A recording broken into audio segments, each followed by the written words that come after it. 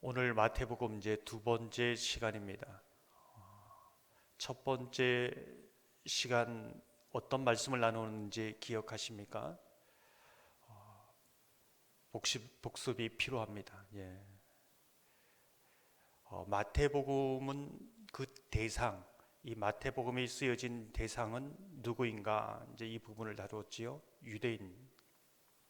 그 유대인에게서 가장 중심된 주제는 무엇인가?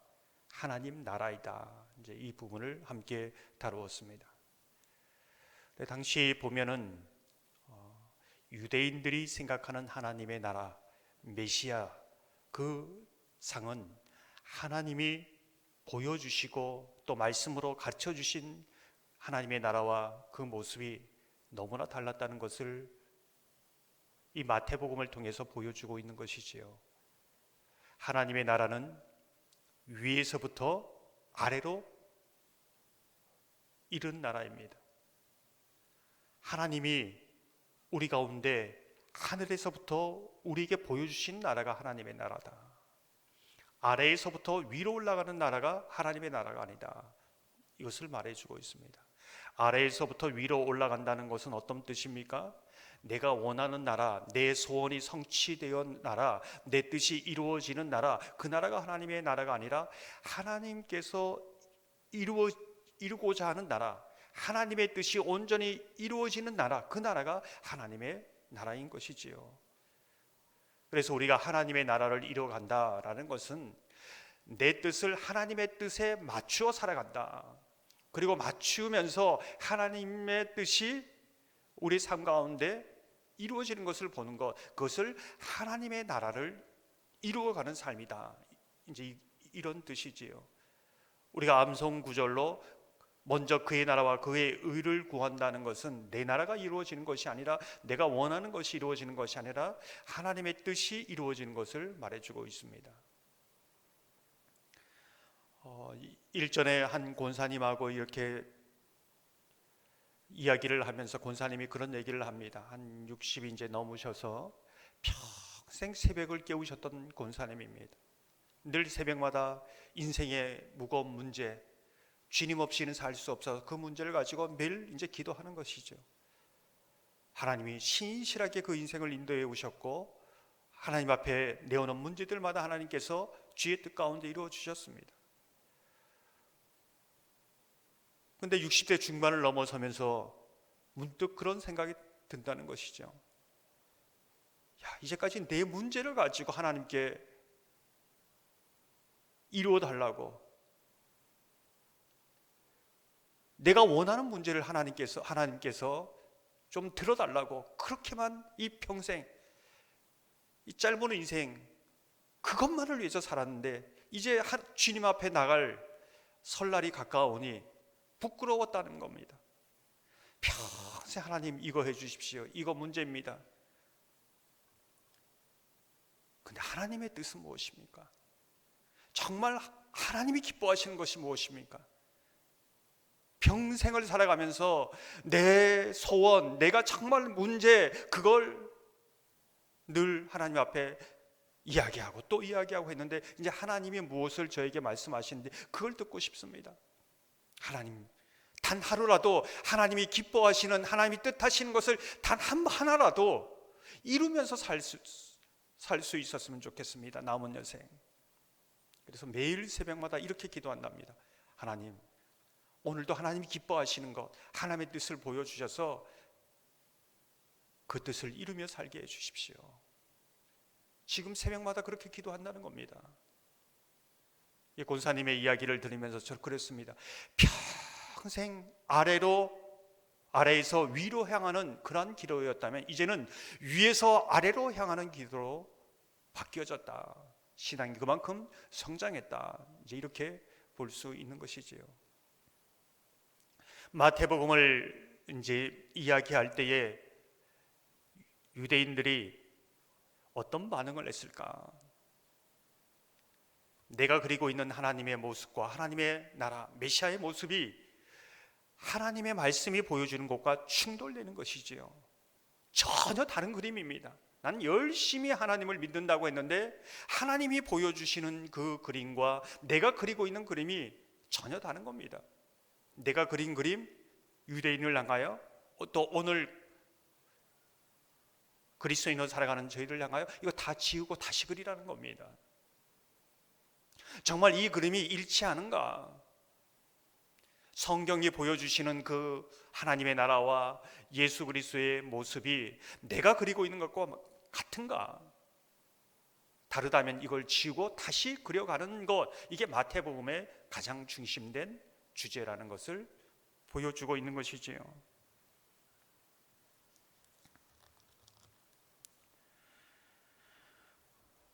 또한 이 마태복음이 얘기하는 것은 우리가 땅의 사람인데 어떻게 하나님의 나라의 백성이 될 수 있는가, 하늘의 사람이 될 수 있는가, 이제 이 부분을 함께 또한 묵상했습니다.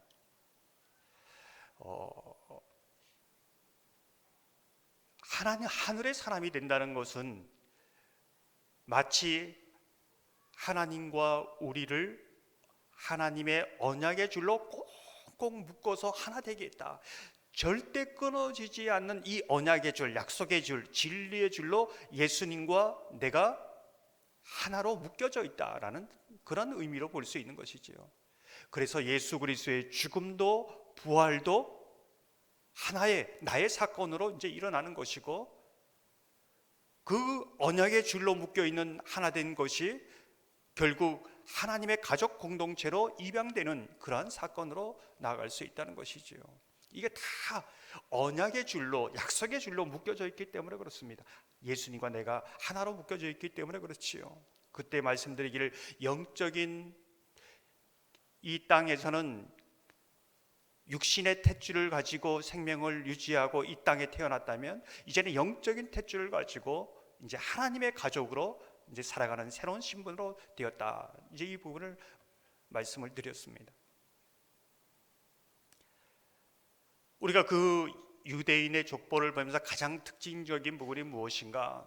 하나님의 나라, 예수께서 이 땅에 오셔서 이루고자 하는 하나님의 나라는 어떤 것인가? 죄인이 하나님의 은혜로, 예수 그리스도의 은혜로 의인이 되어지는 그러한 나라, 그러한 역사다라는 것을 말씀드렸습니다. 족보를 통해서 그 유다와 다말, 또 우리아의 아내,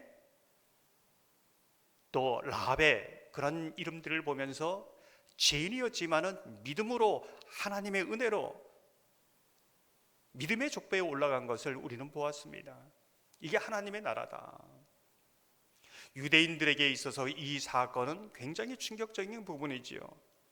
본인들은 선민의식을 가지고 있고 할례를 받아서 하나님의 자녀라는 표식도 있고, 매일 회당에 나와 금식하면서 기도하면서 철저한 경건 생활을 하는 그 부분이 하나님 나라에 들어가는 조건이고 하나님의 나라의 백성의 표식이었는데, 그것은 다 비본질적인 것이고, 오직 내가 죄인이고 하나님의 은혜로 예수 그리스도를 믿음으로 하나님의 나라의 백성이 될 수 있다. 전혀 내가 그리고 있는 하나님의 나라와 서기관 바리새인들이 그리고 있는 하나님의 나라, 그 유대인이 그리고 있는 하나님의 나라 충돌되는 것이지요. 이 모든 것을 다 내려놓고 오직 내가 죄인이다, 오직 하나님의 은혜만이 나를 하나님의 나라의 백성 되게 하는 것이다. 하나님의 나라의 공동체는 어떤 다른 것이 아니라 예수 그리스도의 은혜로 서는 그러한 공동체이다. 이제 이 부분을 보여주고 있습니다. 오늘 본문을 보면 동일하게 이 질문을 던지고 있습니다. 내가 생각하는 하나님의 나라, 하나님이 보여주시는 하나님의 나라는 어떻게 다른가? 이것을 말씀하고 있는 것이지요. 오늘 본문을 보면 예수 그리스도가 메시아로 이 땅에 오는데 어떤 모습으로 탄생한 탄생 사건이지요. 아기 예수로 오십니다. 아기 예수.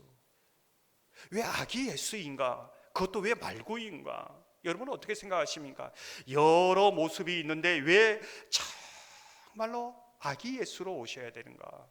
그것도 말구유에 그렇게 태어나셔야 하는가? 여러분은 이 사건을 보면서 어떻게 생각하십니까?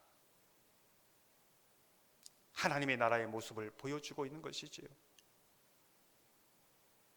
하나님의 나라는 어떤 것일까?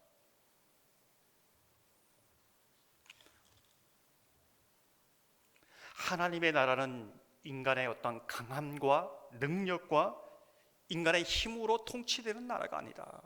이걸 보여주는 겁니다. 악인은 철저하게 부모에 대해서 의존적입니다. 부모의 도움 없이는 살아갈 수 없는 것이지요.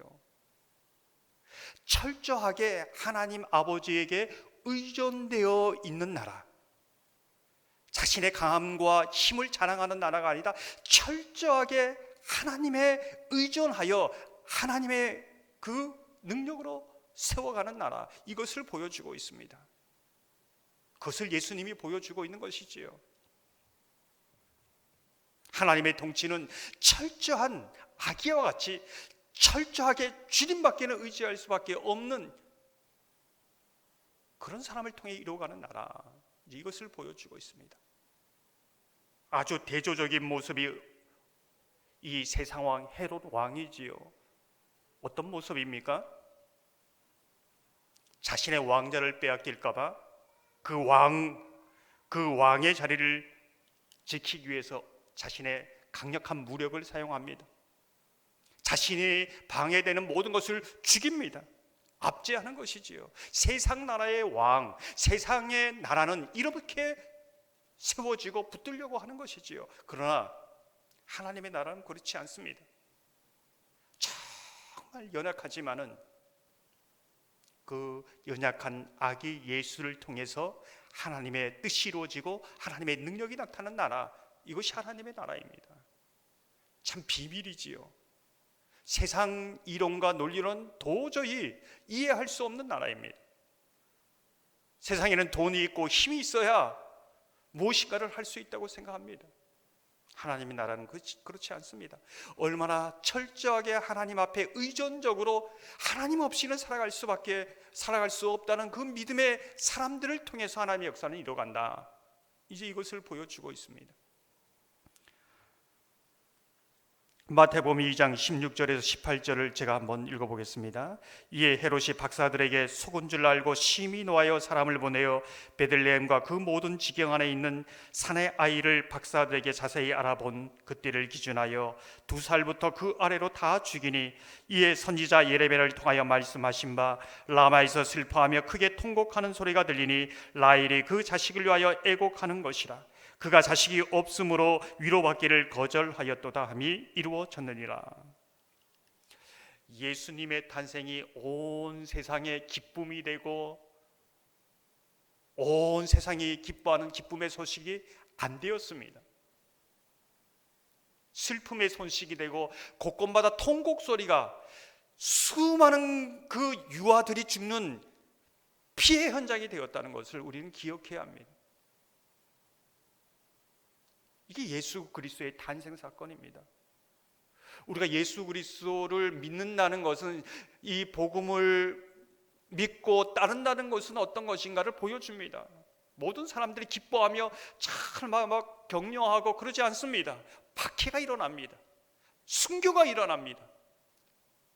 복음이 탄생하는 그 사건 속에 이러한 사건이 나타나는 것을 보여주는 것이지요. 전혀 다른 겁니다. 다른 겁니다. 우리가 계속적으로 마태복음을 볼 때 반복되는 부분이 무엇입니까? 오늘도 말씀하지만 말씀하신 바를 이루어졌느니라, 이렇게 말씀하고 있습니다. 지난 주일 설교 때도 말씀드렸지요. 구약의 하나님의 집은 성전이었습니다. 그 가장 핵심의 지성소에 언약궤가 있습니다. 언약궤 안에 십계명이 있지요. 그 덮개 위에 대제사장이 어린 양의 피를 뿌립니다. 양쪽에 천사가 있지요. 그 사이의 공간을 은혜의 보좌, 속죄소, 시은소, 하나님의 임재가 나타나고 영광이 나타나고 하나님의 계시가 나타나는 그런 곳입니다. 우리가 여기서 특별히 보아야 될 것은 무엇인가? 하나님의 그 은혜의 보좌, 그 은혜의 보좌 밑에는 무엇이 있느냐? 하나님의 은혜의 역사의 계시에는 무엇이 기초가 되어 있느냐? 하나님의 말씀입니다. 하나님의 모든 일하심은 하나님의 말씀 안에 하나님의 뜻이 이루어지고 있고 행해지고 있다는 것입니다. 그래서 이런 표현을 씁니다. 하나님은 스스로 하나님의 말씀 안에 갇히셨다. 그리스도인을 이렇게 표현합니다. 그리스도인은 스스로 하나님 말씀 안에 갇힌 사람, 예수 그리스도의 십자가의 죽으심과 부활, 이 공생애를 뭐라고 얘기하느냐? 하나님의 말씀 안에 철저하게 갇혀서 사신 공생애, 이렇게 표현하는 겁니다. 이게 그리스도인의 모습입니다. 그래서 우리가 세상 법을 잘 알면 안전하게 살아갈 수 있지 않습니까? 세상 법을 잘 알면 해야 될 일과 하지 말아야 될 일을 압니다.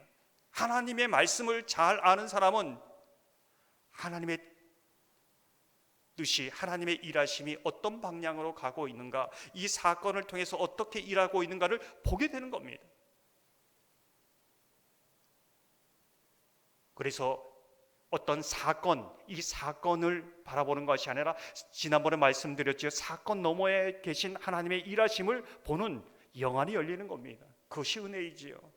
많은 사람들은 그 사건 자체를 가지고 원망하고 분노하고 두려워하지만 때로는 원망이 일어나기도 하지만 두려워하지만 그 너머에 계신 하나님을 믿음으로 바라보면서 나가는 겁니다.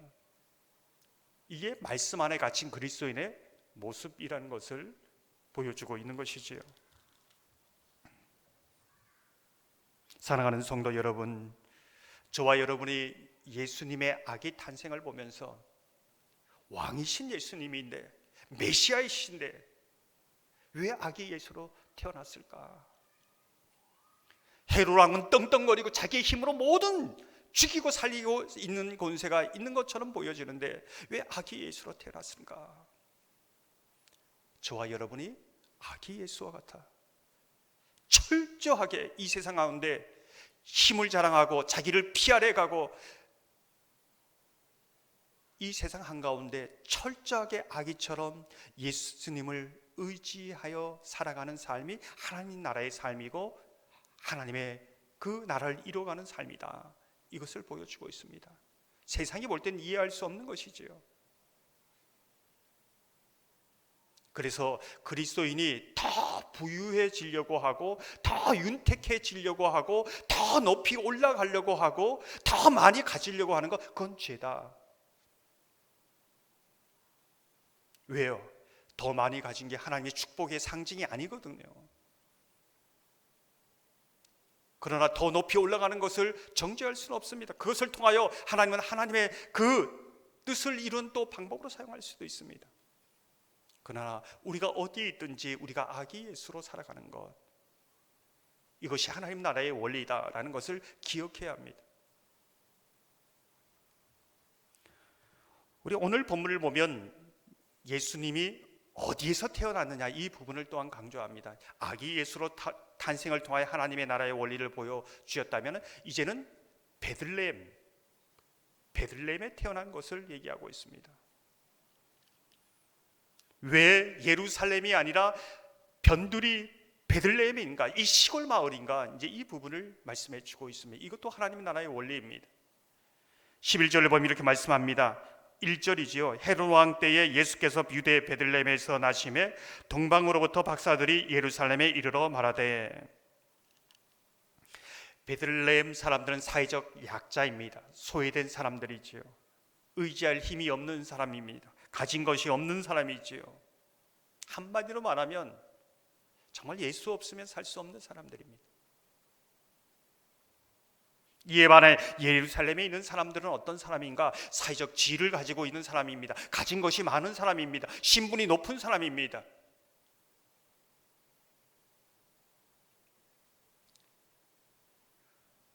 한 어떤 사람이 그렇게 이야기하지 않습니까? 예수님, 저는 예수님의 제자가 되고 싶습니다. 그때 예수님이 하시는 얘기가 무엇입니까? 여우도 굴이 있고 새도 둥지가 있는데 나는 거할 곳이 없구나. 무슨 뜻일까요? 너는 사회적으로 인정받는 신분에 있고 가진 것도 있고 안정된 직업도 있는데 나를 따른다는 것은 그 모든 것을 어떻게 보면은 포기할 수도 있는 그런 순간이 오는데 그래도 나를 따를 수 있느냐? 나는 지금 아무것도 너에게 보장해 줄 수 있는 것이 없다. 이제 이 얘기입니다.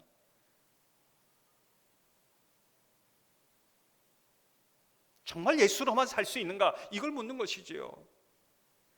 그때 이 사람이 고민하기 시작합니다. 그리고 성경을 보면 예수를 따르지 않고 자기의 길을 갑니다.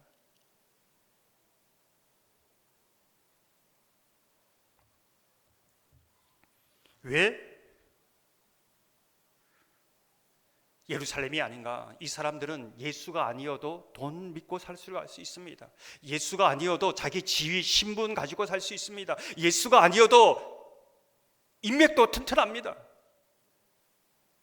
예수가 아니어도 살 수 있는 의지할 때가 너무나 많은 겁니다. 그래서 예수님이 그 많은 것 중에 하나가 되는 거지요. 근데 베들레헴은 어떤 곳인가? 아무것도 예수에는 없는 사람들. 인간적으로 보면 예루살렘 얼마나 하나님 나라에 대해서 사람들은 확장, 어떤 크기, 넓이 이런 부분을 많이 얘기하는데 오늘 이 말씀을 보면 그렇지 않습니다. 확장을 얘기하고 크기를 얘기하고 많은 어떤 그 업적을 얘기한다면 예루살렘이었지요. 예루살렘에부터 시작되었던 하나님의 나라는 더 강력하게 빨리 이루어졌을 겁니다. 더 효율적이었고 또 크기에서도 굉장히 화려하지 않았겠습니까? 많은 사람들이 여기에 속는 것이요. 하나님의 나라는 크기에 있지 않습니다. 굉장히 사업을 많이 하고 선교사 많이 하는 확장해 있지 않습니다. 정말 그 사람들이 철저하게 예수를 의지하고 있는가? 예수님은 그걸 보시는 거죠. 이게 하나님 나라의 제자를 통해 이루어진 나라입니다. 하나님께서는 철저하게 약한 자, 하나님 외에는 살 소망이 없는 자, 그런 자를 찾아가십니다. 그런 자를 통해 하나님의 나라를 이루어 가시는 것이요. 그때만 그랬을까요? 아니, 지금도 그렇습니다. 영락교회가 더 거기에는 의사, 변호사, 교수, 사회 그냥 그 유명 인사들이 많으니까 그 교회를 통해서 하나님의 놀라운 일을 할 거야. 아닙니다.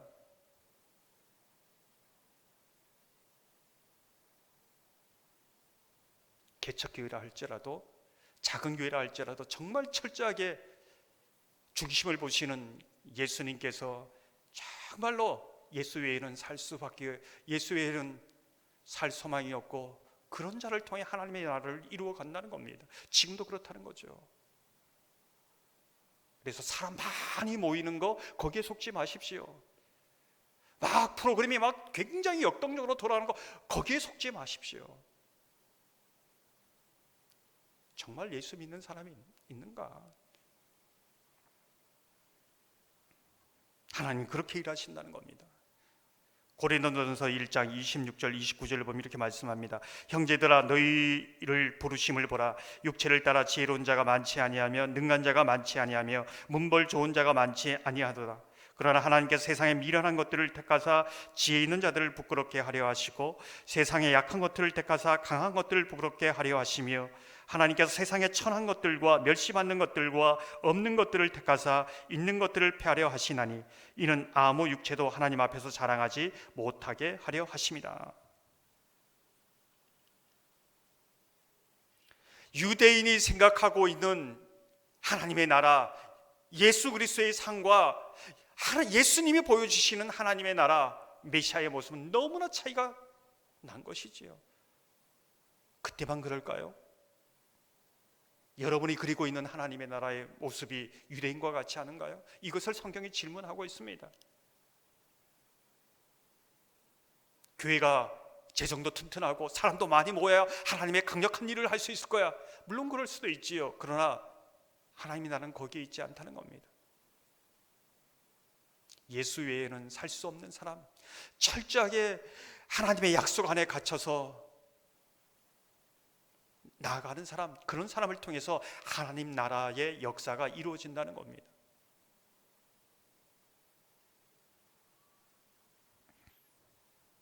그렇게 보면 여기 있는 사람들이 전부 다 갈릴리 사람들입니다.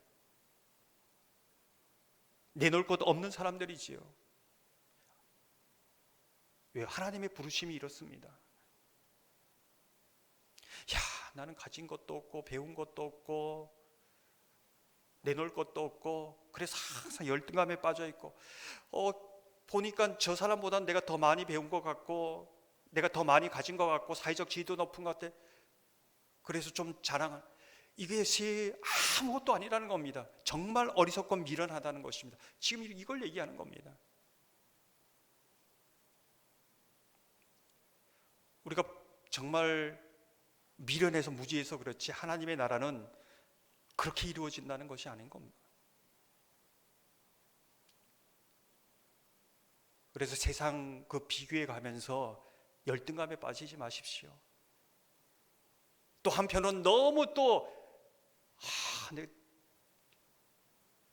세상 것으로 자랑하지 마십시오. 하나님, 예수님은 오늘도 동일한 방식으로 일하고 계신다는 것이지요. 저와 여러분이 갈릴리 사람들입니다. 그리고 이 땅에 정말 갈릴리 사람들을 향해서 하나님의 역사를 이룬다면 우리가 어떤 사람들에게 관심을 가지고 어떻게 하나님의 나라의 운동을 해야 될 것인가, 이제 이 부분을 보아야 하는 것이지요. 가난하기 때문에 하나님께서 하나님의 나라의 역사를 이루는 것이 아닙니다. 가진 것이 없기 때문에 하나님의 역사를 이루는 것이 아니라 가난한 사람이 돈에 더 매여 살 수 있습니다. 상처가 많은 사람들이 그 상처에 갇혀 살 수 있습니다. 그런 것이 아니라 누가복음 6장 21절을 보면 이렇게 말씀합니다. 우는 자는 복이 있나니 너희가 웃을 것이며. 여기서 복을 말합니다. 인생의 상처가 너무 많은 것이지요. 너무 약하고 가난합니다. 그런데 하나님 앞에서 우는 것이지요. 하나님 외에는 소망이 없어서 우는 것이죠. 이 사람이 복이 있다, 이 말입니다. 성경에 나오는 복은 하나님이 함께하는 사람, 하나님 앞에 무릎을 꿇는 사람, 이 사람이 하나님의 복, 바라크의 의미입니다. 내가 하나님 앞에 나와 이름을 부르며 예배하고 기도할 수 있고 하나님 앞에 무릎 꿇는 인생이라면 더 이상 어떤 이유로도 비참한 인생이 아니라는 것이죠. 그 사람을 정말로 복이 있다 말씀하고 있는 것입니다. 이게 하나님의 나라의 복음이고 하나님의 나라이다.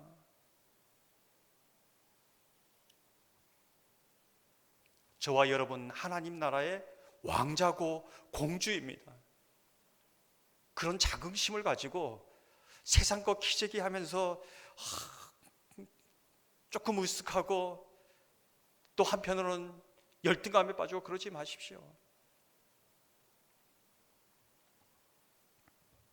우리가 마지막으로 짚고 넘어갈 부분은 오늘 읽지 않았지만 예수님의 공생의 거의 한 절반 정도는 어떻게 되는가? 피신가 있습니다. 애굽으로 피신가 있다는 것이죠.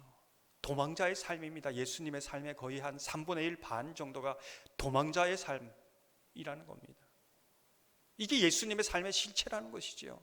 그 30년 동안 거의 한 3분의 1 반이 피신간 삶, 이방 땅에 산 삶, 이게 예수님의 삶입니다. 13절을 보면 그들이 떠난 후에 주의 사자가 요셉에게 현명하여 이르되 헤롯이 아기를 찾아 죽이려 하니 일어나 아기와 그의 어머니를 데리고 애굽으로 피하여 내가 내게 이르기까지 거기 있으라 하시니. 다윗도 인생의 거의 한 3분의 1인가요? 거의 도피하는 10년이 넘는 그 시간을 도피의 삶을 살았습니다.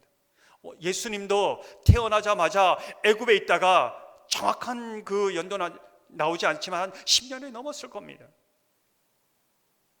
도피에 있다가 이방 땅에 살다가 이제 돌아오는 겁니다. 정말 우리가 예수님을 믿고 하나님 나라를 꿈꾸고 예수님의 사람으로 살아간다는 것이 무엇인가요? 이 땅에서 도피하는 삶입니다. 도망자의 삶입니다. 늘 도망다니는 삶입니다. 늘 피해가는 삶이지요. 이걸 좀 다른 부분으로 이야기하면 그렇습니다. 세상 사람들은 숨을 곳이 너무 많습니다. 자기의 사회적 지위에 숨고, 때로는 자기의 가진 신분에 숨고, 가진 것으로 숨고, 그것을 의지해서 거기에 다 피하는 거죠. 그런데 그리스도인들은 거기가 안전하지 못하는 걸 안 겁니다. 피할 곳이 없습니다. 그래서 어디를 피합니까? 매일 도피하는 것이죠. 예수님 품으로 도피해 갑니다. 늘 도망할 데가 없어서 예수님 품으로 도망해 가는 거죠. 이게 영적 순례자의 삶이다. 그리스도의 삶이다. 내 인생 왜 예수를 믿는데 이렇게 맨날 하나님 앞에 우는 인생인가? 이게 예수님의 삶이었고 하나님 나라에 이루어가는 삶이었고 이 땅에서 우리의 삶이다.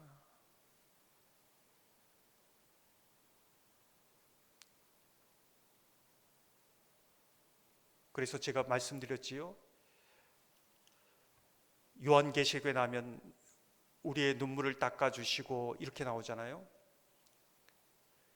그리스도인들이 얼마나 이 땅에 많이 이제 늘 예수님 품으로 예수님 앞에 울었는지 눈물 자국이 있고 눈 밑에 눈물을 너무 흘려서 눈물에 패여 있는 그 자국이 눈 밑에 있다는 겁니다.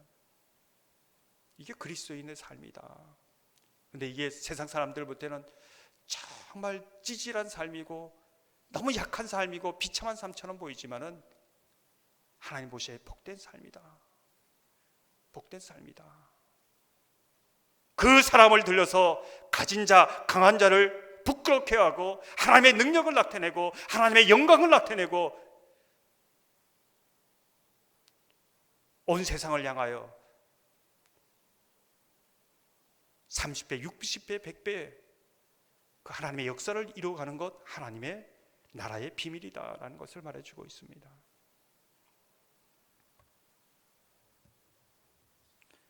사랑하는 성도 여러분, 저와 여러분이